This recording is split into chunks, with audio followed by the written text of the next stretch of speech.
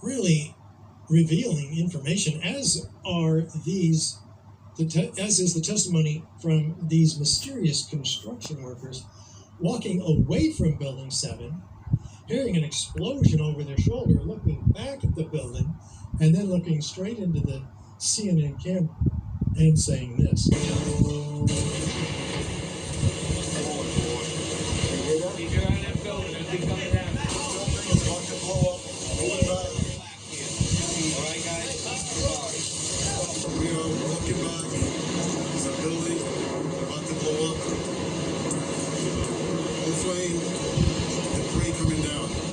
The building is about to blow up, flame and debris coming down.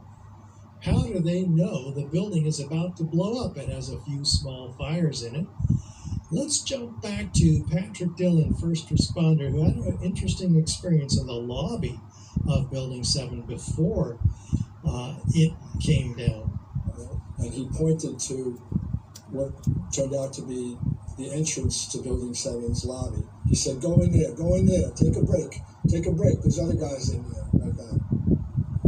And that's what I did. I finished coming down off the pile and climbed over the wreckage of Vesey, and went in those revolving doors and just kind of fell on the floor.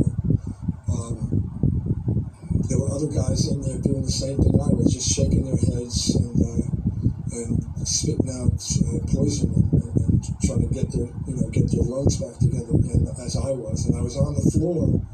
These battalion chiefs come in through the revolving doors. There was 3 of them. They had the white helmets.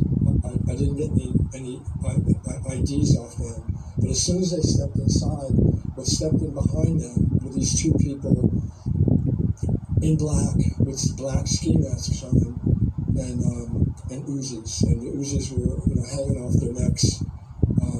And I don't know what they were or who they were, but the battalion chiefs started yelling at us, like ordering us to get out of this building. They're going to pull the building. Everybody out now. And they ordered us back out. Well, we wonder what that means, but the testimony is corroborated in part by Captain Richard Patterson, first responder. So he and I made our way over to the entrance of the building.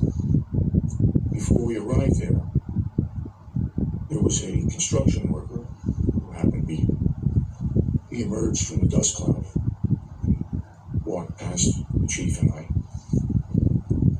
and he said he had overheard the chief's comment, and he paused and said, "That'll be coming down around 5 o'clock.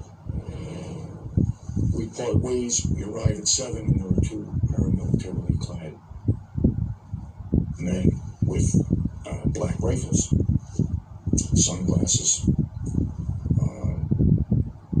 and as we approached the entrance, they closed ranks and said, one of them said, "This building has been secured," which is odd because in my experience in the FDNY, anybody preventing access to the fire department in the event of a fire, that's a criminal act. The chief and I were not in a position to argue the point, given the inequality in weaponry present. So 2 instances there from first responders with foreknowledge. Well, how about this piece of foreknowledge from, once again, Kevin McPadden, who had previously, we had heard previously talk about explosions, but before that, he and others were held back a certain distance away from Building 7, and he's listening to a radio held in the hand of what he believed was a Red Cross worker, and this is what he's hearing. At the last few seconds, he took his hand off. He heard 3, 2, 1. What? Do fires bring buildings down by countdowns? What's really going on here?